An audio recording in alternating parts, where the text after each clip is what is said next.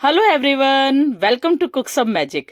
आज cook some magic में बन रहे हैं स्वाद और सेहत से भरपूर गोंद के लड्डू।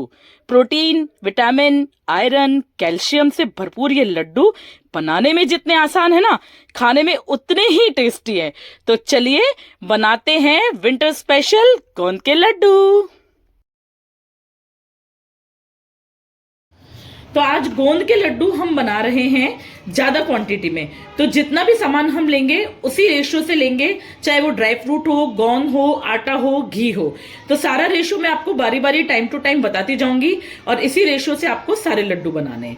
तो यहां मैंने मखाने लिए हैं 100 ग्राम के आसपास, बादाम ली है 200 ग्राम के आसपास, और काजू भी 200 ग्राम है, और ये मगज के बीज है जो खरबूजे वाले आते हैं ना, ये मैंने लिए 50 ग्राम। तो इसी हिसाब से आपको लेना। ड्राई फ्रूट की कोई दिक्कत नहीं है, ड्राई फ्रूट आप कम ज्यादा भी कर सकते हो, और बिना ड्राई फ्रूट के बनाना चाहते हो तो वो भी बना सकते हो, कोई परेशानी नहीं है। तो ड्राई फ्रूट ऑप्शनल है, पर लेकिन जो मेरा रेशियो है ना, जिस हिसाब से मैं बनाती हूँ वो मैं आपको बताती जा रही हूँ।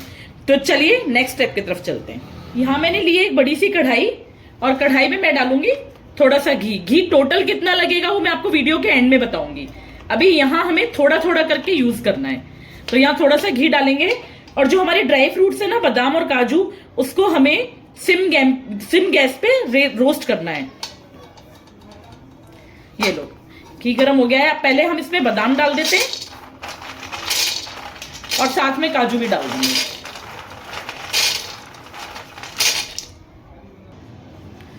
ये बादाम और काजू डाल के इसको हमें बिल्कुल सिम गैस के ऊपर, बिल्कुल स्लो फ्लेम पे इसको रोस्ट करना है।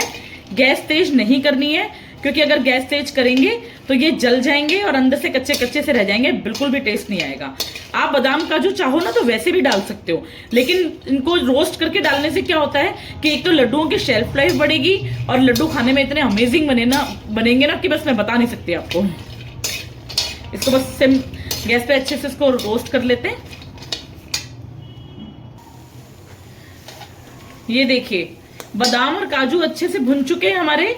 काजुओं पे अच्छा सा गोल्डन कलर आ गया है, और जो बादाम है वो भी क्रैकल होने लग गए हैं। ये देख, बिल्कुल बढ़िया तरीके से अच्छे से रोस्ट होके बिल्कुल रेडी है। बस इस समय हमें क्या करना है, ये जो हमने मगज के बीज लिए थे ना, इनको डालना है, और इनको डाल के बस सिर्फ आधे मिनट के लिए इनको मिक्स करना है। ये बहुत जल्दी हो जाते हैं, ज्यादा टाइम नहीं लेते हैं बिल्कुल भी। बस इन्हीं के साथ इसको रोस्ट कर देते हैं,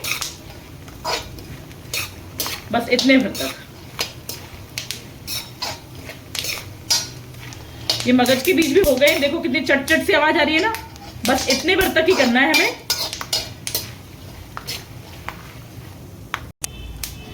ड्राई फ्रूट्स पे अच्छा सा गोल्डन कलर आ गया है, बढ़िया सा। अब क्या करते हैं, इनको थोड़ा थोड़ा करके बाहर निकाल लेते हैं एक प्लेट में। बस इस तरीके से बिल्कुल सारा घी एकदम झाड़ के इनको बाहर निकाल लेते हैं। सारे ड्राई फ्रूट्स निकाल लिए हैं। अब इसी घी में हमें क्या करना है, मखाने रोस्ट करने हैं। ये भी हम बिल्कुल मीडियम टू स्लो फ्लेम पे ही रोस्ट करेंगे, इनको भी तेज गैस करके रोस्ट नहीं करना है। तो मखाने रोस्ट कर लेते हैं, फिर दिखाती हूँ आगे। मखाने भी हमारे अच्छे से रोस्ट हो चुके हैं, इनको भी बाहर निकाल लेते हैं बारी बारी करके। बढ़िया तरीके से एकदम कुरकुरे मखाने रोस्ट करने। तेज गैस बिल्कुल नहीं करनी है, दोबारा से बता रही हूँ ये चीज मैं, क्योंकि तेज गैस करने से क्या, वो अंदर से एकदम कच्चे कच्चे से रह जाएंगे और बाहर से जल जाएंगे। तो जितना हो सके इस पूरी रेसिपी को स्लो टू मीडियम फ्लेम पे ही बनाना।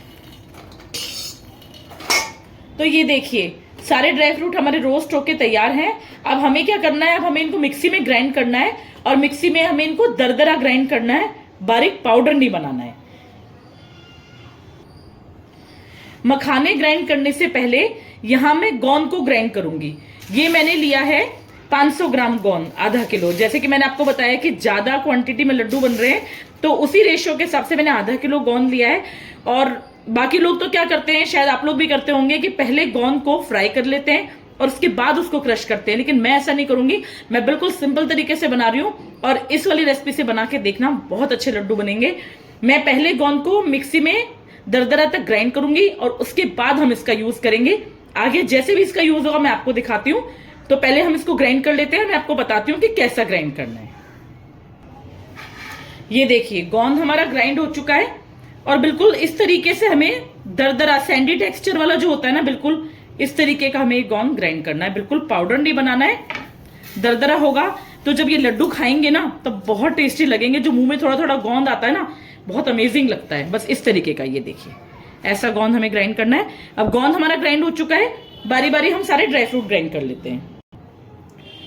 चलिए अब ड्राई फ्रूट्स की बारी आती है, थोड़े थोड़े करके सारे ड्राई फ्रूट हम दरदरे से ग्राइंड कर लेते हैं।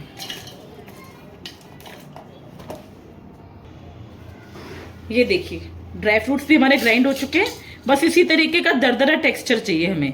और इस तरीके के ड्राई फ्रूट पीसने के लिए ना, ग्राइंड करने के लिए हमें मिक्सी को ना पल्स मोड पे चलाना पड़ेगा, एकदम एक साथ नहीं चलाना है, पहले थोड़ा चलाया थोड़ा रोका, बस इस तरीके से चला के और फिर इसको करना पड़ेगा। इसके साथ क्या करेंगे, मखाने भी कर लेते हैं ग्राइंड। तो ये देखिए मखाने भी ग्राइंड हो चुके हैं, इनको भी ड्राई फ्रूट्स के साथ ही निकाल लेते हैं। ड्राई फ्रूट्स हमारे ग्राइंड हो चुके हैं। अब आगे हम क्या करेंगे, वो ही कढ़ाई ली है मैंने और इसमें मैंने डाला है कम से कम 300 ग्राम के आसपास घी। और अब हम इस घी में आटा सेकेंगे। आटा मैं बताती हूँ आपको कितना डालना है। 300 ग्राम घी मैंने लिया है और ये आटा लिया है मैंने 1 किलो। ये आटा मैंने मोटा वाला जो आटा आता है ना वो वाला लिया है, जो चपातियों वाला बारीक आटा है ना वो नहीं लिया है। मोटे आटे से ही लड्डू बनाना, बहुत टेस्टी लड्डू बनके तैयार होंगे। बस ये लड्डू हम बल्क में बना रहे हैं काफी सारे, इसलिए क्वांटिटी उसी हिसाब से लग रही है। तो अब इसको अच्छे से बिल्कुल medium, slow to medium gas पे सुनहरा भूरा मतलब कि गोल्डन ब्राउन होने तक इस आटे को हमें सेकना है। बढ़िया तरीके से सेक लेते हैं। गैस हमें बिल्कुल भी तेज नहीं करनी है वरना लड्डुओं की बैंड बच जाएगी बिल्कुल। तो बिल्कुल मीडियम गैस के ऊपर इसमें हम आटा सेकते हैं। और घी का ये कि जैसे जैसे आपको लगे ना कि घी इसमें थोड़ा कम है तो आप अपने हिसाब से थोड़ा सा और डाल सकते हो, क्योंकि टोटल घी जो लगेगा ना वो मैं आपको बिल्कुल एंड में बताने वाली हूँ कि हमारा टोटल घी कितना लगा है। अगर घी की कमी लगे तो और डाल सकते हैं आप। तो सेक लेते हैं इसको मंदी मंदी गैस पे, बिल्कुल स्लो फ्लेम पे। इस आटे को सिकते हुए अप्रॉक्स आधा घंटा हो चुका है और बीच बीच में मैंने इसमें थोड़ा थोड़ा करके 2-3 बार घी भी डाला है, क्योंकि घी मुझे कम लग रहा था। तो इस हिसाब से मैं करीब करीब 1 किलो घी इसमें डाल चुकी हूँ, क्योंकि 1 किलो आटा था ना हमारा, तो मैंने 1 किलो घी इसमें डाल दिया है। अभी ये 90% तक सिका हुआ है। अब हम क्या करेंगे, अब हम इसमें एक सीक्रेट इंग्रेडिएंट डालेंगे। अब हम इसमें डालेंगे ये भुने चने का पाउडर, जिसको सत्तू बोलते हैं ना, वो डालेंगे। वो इस समय इसलिए डाल रही हूँ क्योंकि ये ऑलरेडी भुना हुआ है, तो हमें इसको ज्यादा भुनने की जरूरत नहीं है। और यकीन मानो ये आप डालोगे ना इसमें तो ये लड्डू इतने टेस्टी बनेंगे ना कि मजा आ जाएगा। सब लोग आपसे पूछेंगे रेसिपी बताओ, कहाँ से देख के बनाया आपने। तो ये इसमें डाल देते हैं हम और इसको अच्छे से फिर मिक्स करके, इसको डालने के बाद इसको कम से कम 5 मिनट और सेकना है। ये मैंने डाला है इसमें अप्रॉक्स आधा किलो के आसपास, यानी कि 1 किलो हमारा गेहूं का मोटा आटा है और आधा किलो हमारा ये भुने चने का आटा है, जिसको सत्तू बोलते हैं। अब इसको भी मिक्स कर लेते हैं।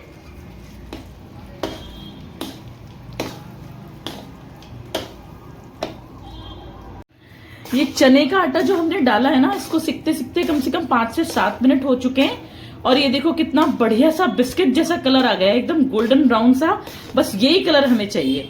इस चने के आटे को डालने के ना बहुत फायदे हैं। एक तो इसके डालने से सबसे बढ़िया है कि जो लड्डू हम बनाएंगे ना, सबसे बड़ी बात यह है कि वो लड्डू बहुत टेस्टी बनेंगे।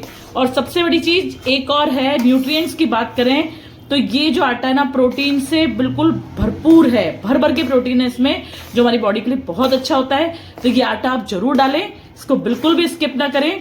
मेरी रेसिपी के हिसाब से एक बार गोंद के लड्डू बना के खाएं, मजा आ जाएगा आपको। तो भुन चुका है आटा। अब आगे बताती हूं मैं हमें गोंद का क्या करना है। एक चीज और, आप लोग ये सोच रहे होंगे कि हमें ये कैसे पता चलेगा कि आटा भुन चुका है या नहीं भुना है। तो सबसे बड़ी चीज देखो, सबसे पहले तो ये आटे का जो गोल्डन कलर है ना, ये बता देगा आपको कि आटा भुना है या नहीं भुना है। बस इस तरीके का कलर होना चाहिए, इससे ज्यादा डार्क कलर भी नहीं करना है, क्योंकि फिर आटे में ना वो बिटर टेस्ट आने लग जाता है, कड़वा कड़वा सा। दूसरी चीज, आटे में से जो खुशबू आ रही है ना भर भर के, भाई बहुत ही अच्छी लग रही है। और तीसरी चीज, जब आटा भुन जाएगा ना तो देखो आटा इस तरीके से फ्लफी हो जाएगा और एकदम ऐसे बिल्कुल गिरने लगेगा।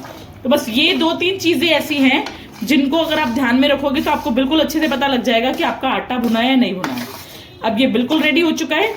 अब हम इसमें गोंद डालेंगे, बिल्कुल जो मैंने कच्चा ही ग्राइंड करके रखा था ना, पहले से नहीं भुना था। झंझट ही नहीं है पहले से भूनो फिर उसको क्रश करो, बस कोई लफड़ा नहीं। डायरेक्ट इसमें डालेंगे और गोंद को पॉपअप करेंगे। ये देखो ये गोंद है, थोड़ा थोड़ा करके मैं इसमें डालती जाती हूँ। और इसको मिक्स करती जाऊंगी। बस जैसे जैसे ये मिक्स होता जाएगा बिल्कुल अच्छे से फूलता जाएगा फर्स्ट क्लास तरीके से। थोड़ा सा मैं और डाल देती हूँ।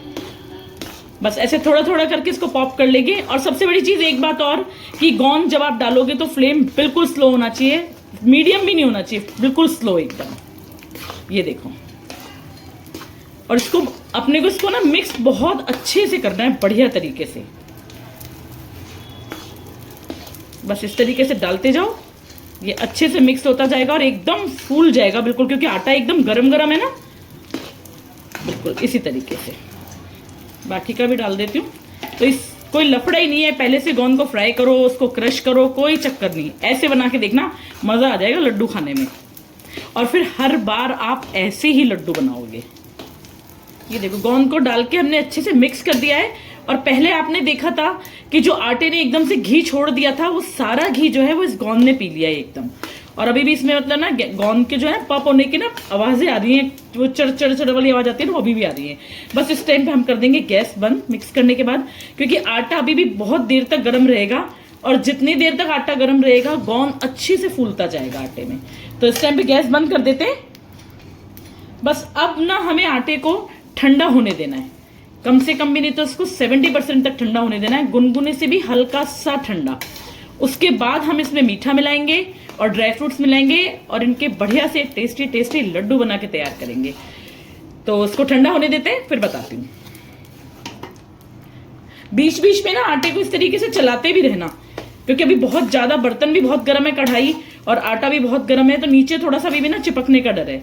तो हर 2-2 मिनट के अंदर से ना थोड़ा थोड़ा इस तरीके से चलाते रहना, ताकि आटा नीचे नहीं चिपके। तो ठंडा होने देते हैं आटे को। तो ये आटा जो है हमारा बिल्कुल 90% तक ठंडा हो गया है, गुनगुने से हल्का सा मतलब ठंडा है। बस इस टाइम पे हम आगे का प्रोसीजर करेंगे। अब इस टाइम पे मैं क्या करूंगी, इस टाइम पे मैं इसमें डाल रही हूँ ये 1 चम्मच सौंठ का पाउडर, ड्राई जिंजर। ये बहुत मतलब ऑप्शनल है डालना, लेकिन अगर डालोगे ना तो लड्डू बहुत टेस्टी बनेंगे और हेल्थ के हिसाब से भी बहुत अच्छा है। और ये है 1 चम्मच काली मिर्च का पाउडर, ये भी जरूर डालना। बहुत ही टेस्टी स्वादिष्ट लड्डू बनके तैयार होंगे। और साथ में मैं ये डाल रही हूँ, ये जो मैंने ड्राई फ्रूट ग्राइंड करके रखे थे ना, बस इस टाइम पे हमें ये सारे ड्राई फ्रूट इसमें डालने हैं। सब अच्छे से डाल के और इसको बढ़िया तरीके से मिक्स करना है। तो इसको मिक्स कर लेते हैं अच्छे से।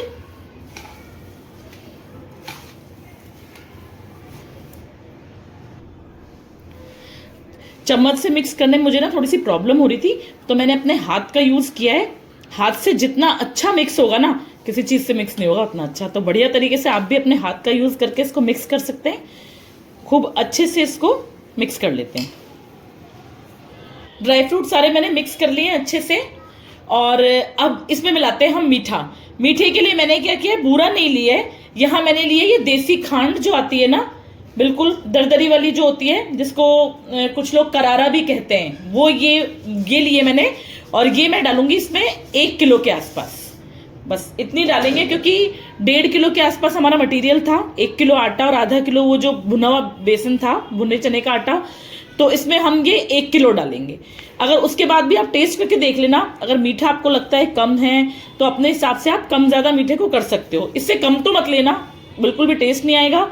इससे थोड़ा ज़्यादा आप लेना चाहो तो ले सकते हो। तो इसको भी अच्छे से मिक्स कर लेते हैं बिल्कुल। और बूरा इसमें आप चाहो तो बूरा भी ले सकते हो, लेकिन अगर ये देसी खांड लोगे ना तो इससे टेक्सचर बहुत अच्छा आएगा लड्डुओं का और टेस्ट भी काफ़ी अच्छा आएगा। बूरा थोड़ी सी बारीक होती है तो उसमें मज़ा नहीं आता। बाकी आपकी मर्जी, अगर बूरा लेना चाहते हो तो बूरा भी ले सकते हो। तो मिक्स कर लेते हैं इसको अच्छे से और फिर बढ़िया से बनाएंगे स्वादिष्ट से लड्डू, मज़ेदार गोंद के लड्डू, वो भी बल्क में। तो इन लड्डुओं को और खूबसूरत बनाने के लिए यहाँ मैंने लिए पिस्ता कतरन और ये भी मैं इसमें डाल देती हूँ। बस इनकी खूबसूरती ना बस देखते ही बनेगी। इसको भी कर लेते हैं मिक्स और बनाते हैं लड्डू। तो बनाते हैं हम बढ़िया से लड्डू। आपकी अपनी मर्जी है, अपने हिसाब से आप इसको छोटे बड़े कैसे भी बना सकते हो लड्डुओं को। मैं मीडियम साइज के बनाती हूँ। मेरी जो दादी थी ना, वो इतने मोटे मोटे गोंद के लड्डू बनाती थी कि एक लड्डू पूरा नहीं खाया जाता था। लेकिन आज के टाइम में कोई इतना खाता नहीं है, तो मैं इस हिसाब से ये मीडियम साइज के बना रही हूँ। आप चाहो तो और छोटे बना सकते हो।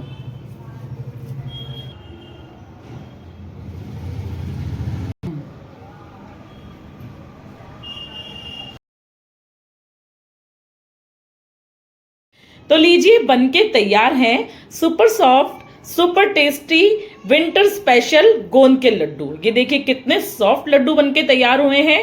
और मेरी रेसिपी से अगर आप बनाओगे ना तो यकीन मानो, मैं ये बता रही हूँ कि हलवाई से भी ज्यादा टेस्टी लड्डू बनेंगे आपके, और घर पे इतने किफायती तरीके से बनेंगे।